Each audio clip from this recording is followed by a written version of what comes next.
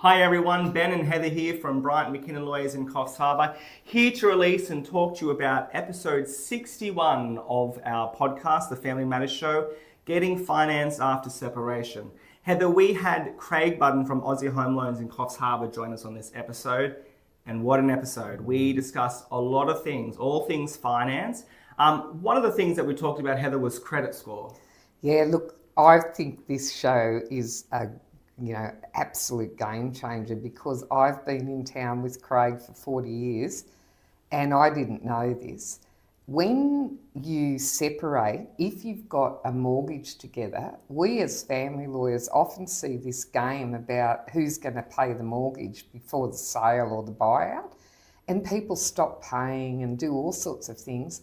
Craig said, even if you have to scrounge off family, keep the payments up, because the biggest thing to get refinance is whether you've kept those payments up during separation. Absolute rule one, don't get into arrears.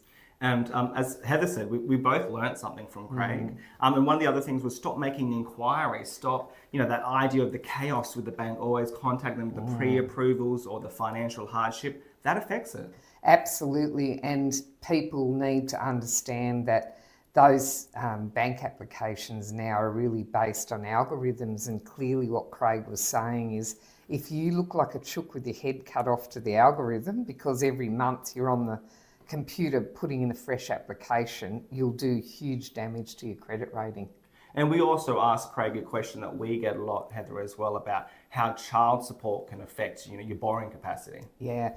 What's really clear is that unless you have an ex-partner who's consistently paying and the children are quite young, the banks won't take child support income into account because it's notoriously inconsistent. And if you've got kids in high school and the child support income's only going to go for a couple of years, they're not going to count that. So it's an interesting thing. We've always known, but I would say to most people, child support income's not something that the banks are really going to mark as income in your hands. And it's a great practical tip, and there's heaps of practical tips thanks to Craig.